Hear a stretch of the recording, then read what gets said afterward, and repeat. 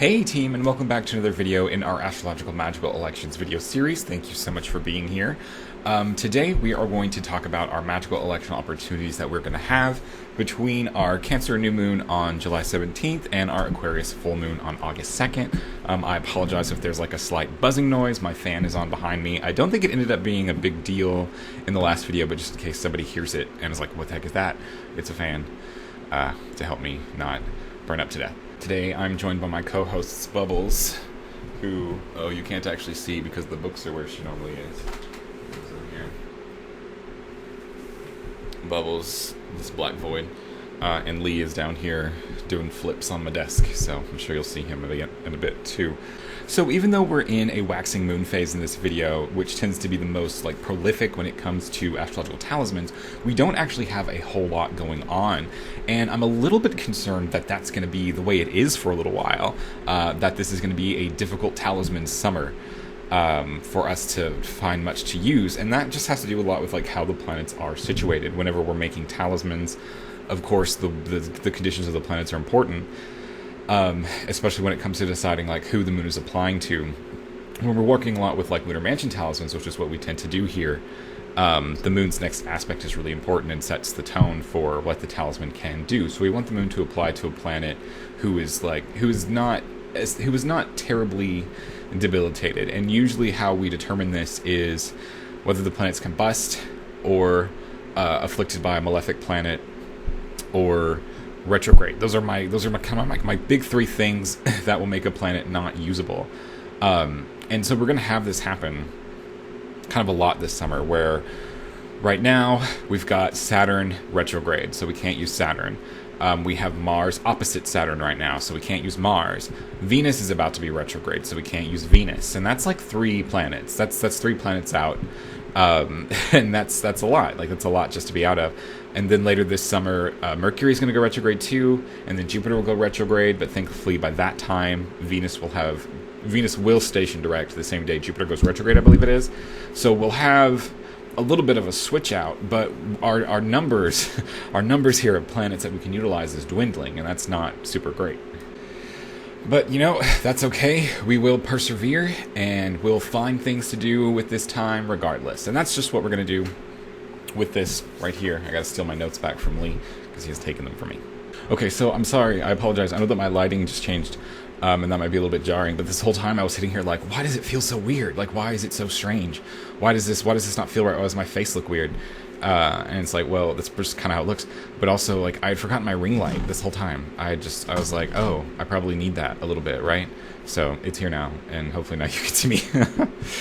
So our first selectional opportunity is going to be for an 11th Lunar Mansion talisman. And the 11th Lunar Mansion is traditionally associated with favors from authority and advancement. And these are kind of 2 powers that I think work very well together, especially when it comes to sort of navigating our more kind of stereotypical corporate climate.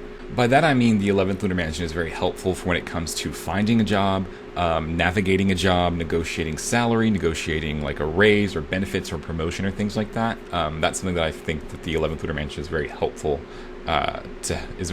in completing for us. So the 11th Lunar Mansion talisman is something that's only going to be available for Western Europe. And this is going to be on July 19th at 11 o'clock-ish. You kind of have the entire time from mid-Virgo to late Virgo to make the talisman, which ends up being about an hour. So sort of any time within the 11 o'clock hour will be fine to work with.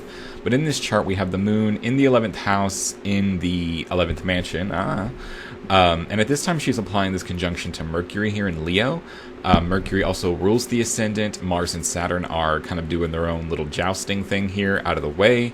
The moon isn't afflicted. Mercury's not afflicted. The ascendant degree is not afflicted, and it's just a really nice. It's a nice eye of the storm kind of 11th Lunar Mansion talisman. I especially like it if you are involved in a Mercury type career, like writing or journalism or anything like that, anything in the sciences or mathematics. I think that'd be very helpful. That sort of unification of the Mercury significators kind of taking over and helping to empower the talisman.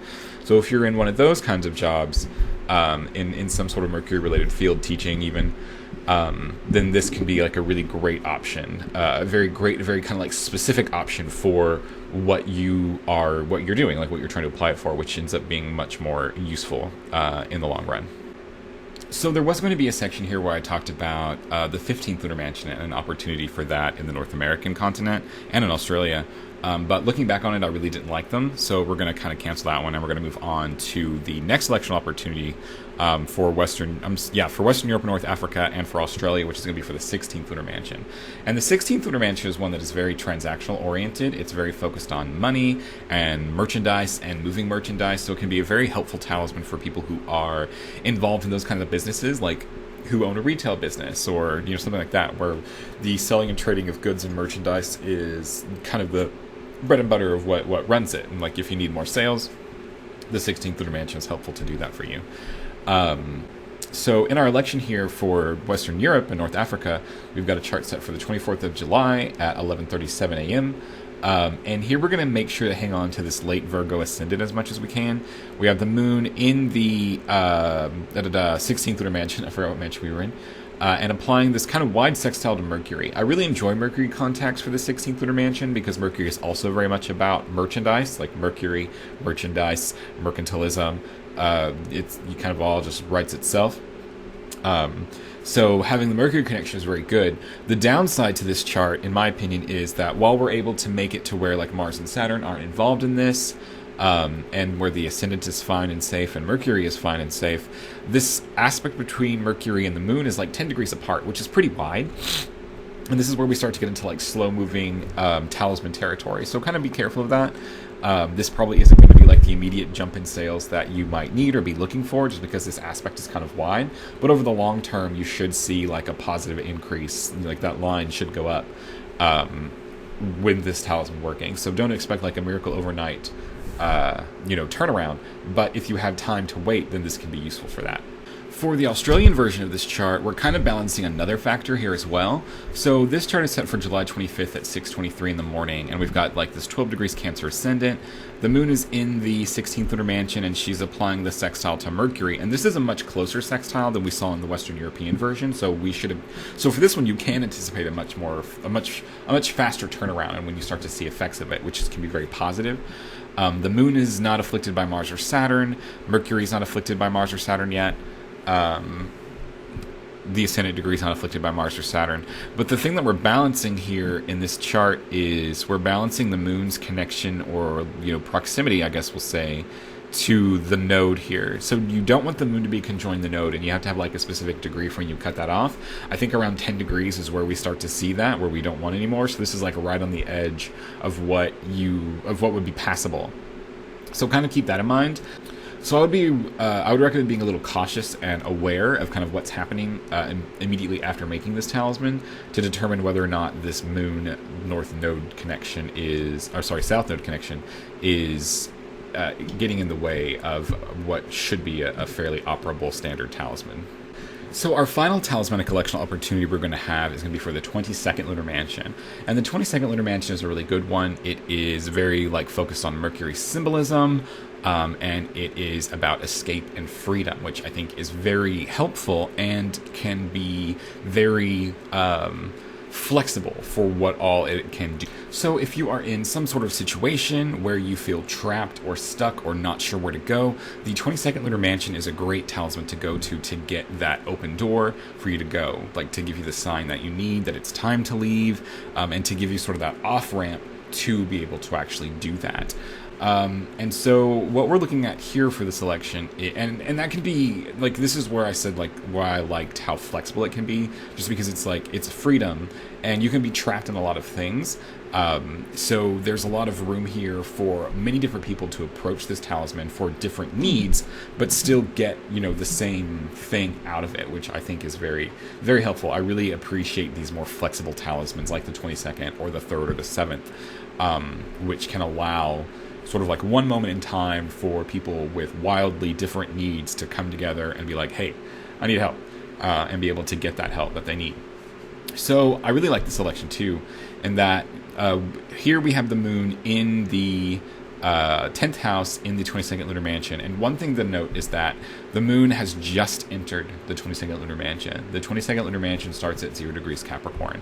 So I'm really sorry, people in the eastern place, the eastern part of the United States, probably won't be able to use this, because I bet dollars to donuts that the moon will still be in late Sagittarius by the time the moon makes it to the midheaven for them. So they might get a very nice 20th lunar mansion talisman. Oh no, it would be a 21st. We don't do that one, sorry. So it would actually not be a very good 21st lunar mansion talisman, because you wouldn't want this situation. So whoops, sorry guys. But for everybody else, it is a nice 22nd lunar mansion talisman. We have the moon applying a trine to Mercury here in Virgo. We'll have this Pisces rising with Jupiter as the ruler of the first house. Jupiter is unafflicted by Mars or Saturn. Got a nice trine with Mars. The moon is unafflicted by Mars or Saturn, and we've got that really nice Mercury trine, which I really enjoy for the 22nd lunar mansion, because the imagery of this mansion is very obviously mercurial. And it's nice to have that sort of connection here, with especially Mercury being very well placed in its sign of domicile and exaltation in Virgo. So just hold on to this late Pisces ascendant, and you're golden. So our final election chart that we're going to talk about is going to be the Australian version of the 22nd lunar mansion, and this is going to take place on July 30th at 14:04, so just after 2 p.m. And here we're going to have the Sagittarius ascendant. We're going to have the moon in the first house in the 22nd lunar mansion, and we're going to keep that strong trine to Mercury. The moon and Mercury are unafflicted by Mars or Saturn. This conjunction with Mars is still pretty far. Let's see, the moon's not afflicted, the ascendant degree is not afflicted. And Jupiter's just hanging out here, similarly unafflicted by anybody. The moon is really, really fresh into this mansion. I don't think it'll be a problem for anybody, as long as you 2 o'clock is a great time to do this talisman if you want, without having to worry about like the moon not being in the mansion yet, because she will be. I was actually really irritated by this election when I found it, because this could have been a really awesome, like, Mercury and Virgo talisman, and Mercury talismans are notoriously difficult to get. But of course, it would only take place in the sun's day on the sun's hour, or the sun's day in Venus's hour, which is not helpful for what we need, which is, kind of right up Mercury's alley, I guess, for being unhelpful for what I need. So, there we go.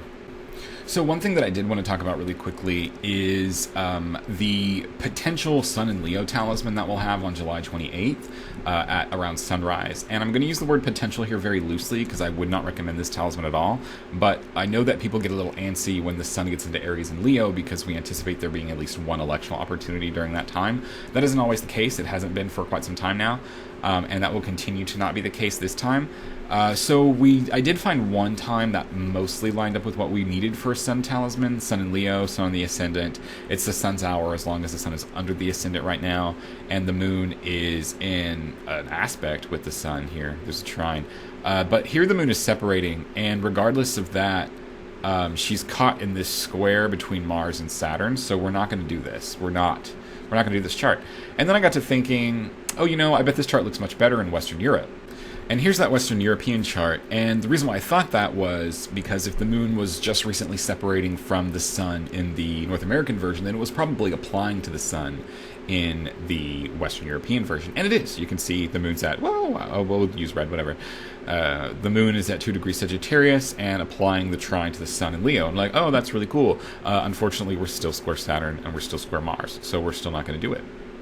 Australia's is a little bit different, because they would need to have the sun on the midheaven to get the sun hour after the moon has moved into Sagittarius, because while the sun is on the ascendant, the moon's still in Scorpio, and that's not, terrible, but if I can have Sagittarius, I'd rather have Sagittarius.